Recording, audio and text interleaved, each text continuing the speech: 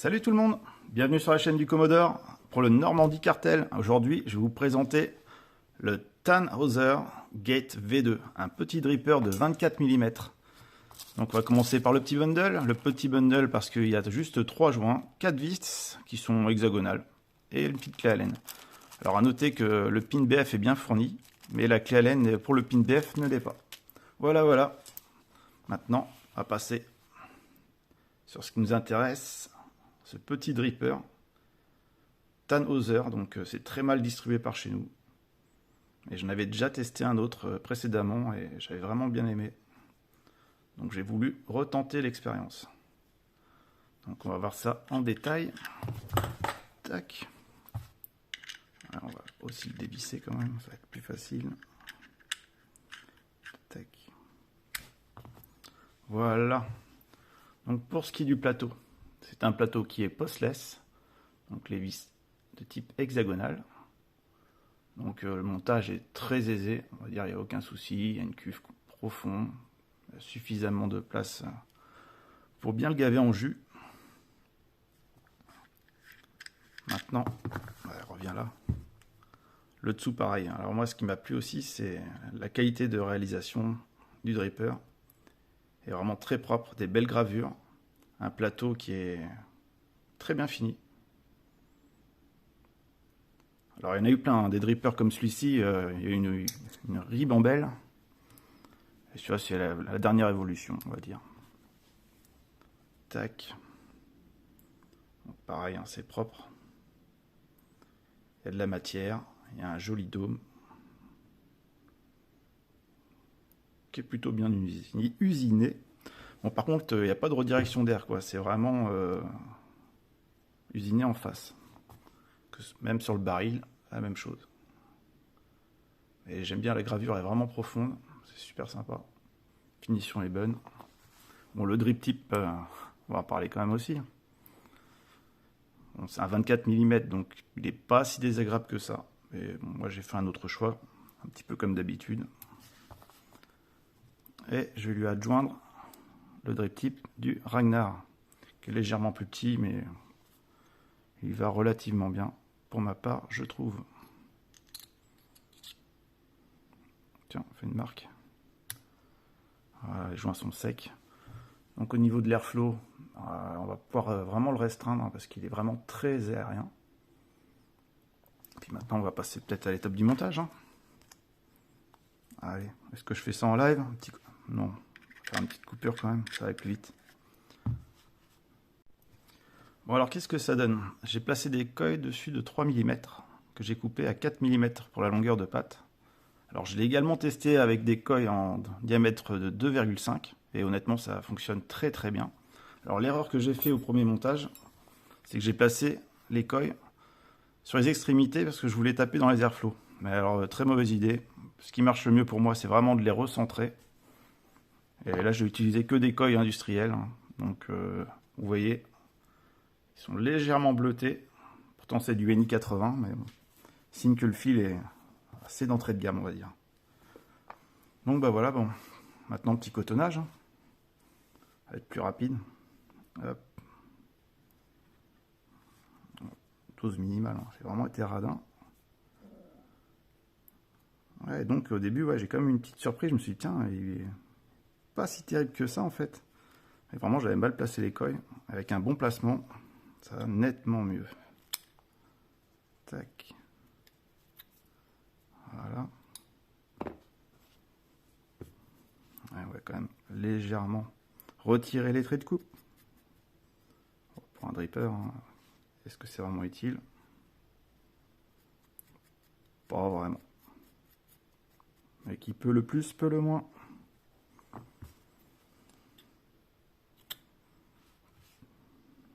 Hop. Voilà.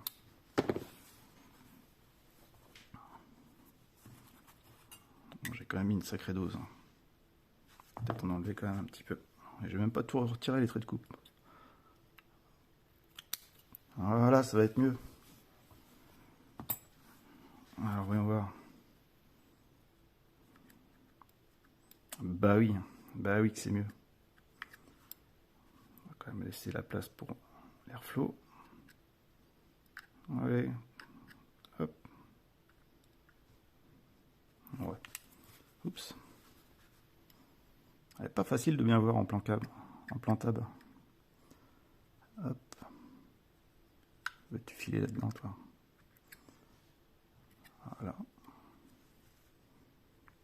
Clac.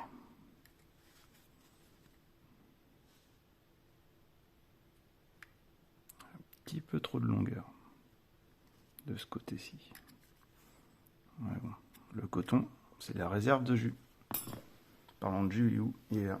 Et c'est parti. On badigeonne généreusement.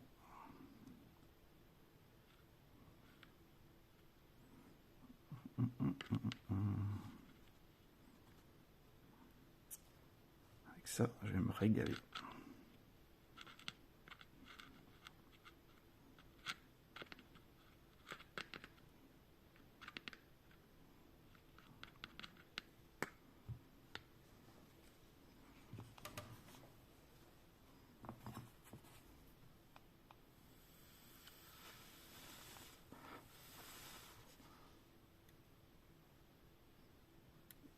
Hop.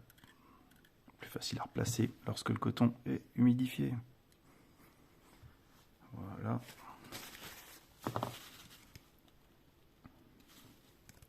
Alors, fin de bouteille. Hein. N'inquiétez pas, j'ai de l'avance.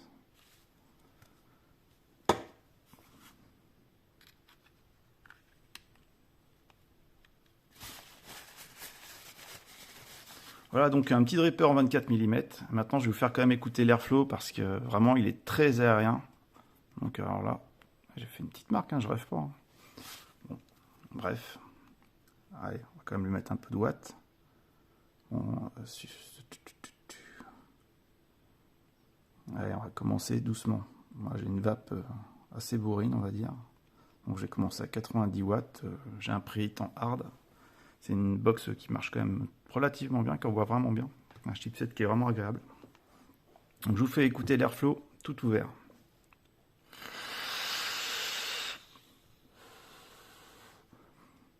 Alors ça va, mais il est quand même légèrement turbulent. Allez, hop. Alors, je vais pousser un peu, 100 watts.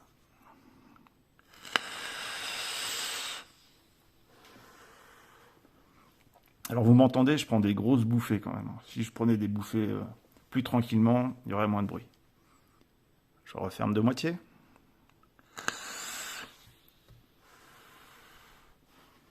Il faut que je l'oriente un tout petit peu. Et on peut quand même l'orienter. Donc selon comment on ferme l'airflow, on peut l'orienter pour que ça tape en plein milieu des résistances.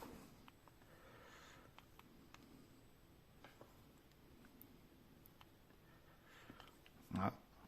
Petit problème avec la box. Ouais, bon, c'est pas gênant. De toute façon, j'ai fini. Donc, mon verdict, s'il doit y avoir. Est-ce que je le recommanderais? Pas forcément. Il y a d'autres drippers qui fonctionnent vraiment très très bien.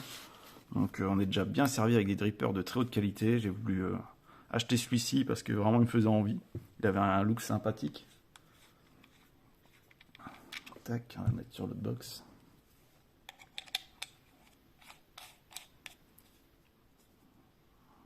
Voilà.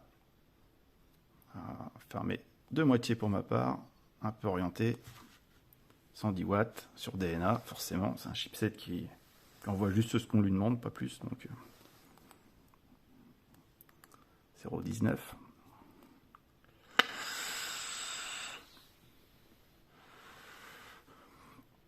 Alors sur les saveurs, ouais, je l'apprécie vraiment, il est super sympa. Par contre, l'airflow est un tout petit peu turbulent, je pense que s'ils avaient fait une petite redirection d'air, légèrement petite redirection, ouais, qui taperait un peu plus vers le haut, parce que j'ai fait quand même un montage où les coils sont assez hauts. Et du coup, j'ai des bonnes saveurs, je suis vraiment content du montage, donc je cherche pas ailleurs. Donc voilà, donc c'est vrai que c'est original, c'est un 24 mm, donc il passera sur des modes, par exemple mes petits modes PWM. Donc voilà, je suis plutôt satisfait. Que dire de plus? Bah, pas grand chose, hein. Bon bah les amis, je vous retrouve à plus tard.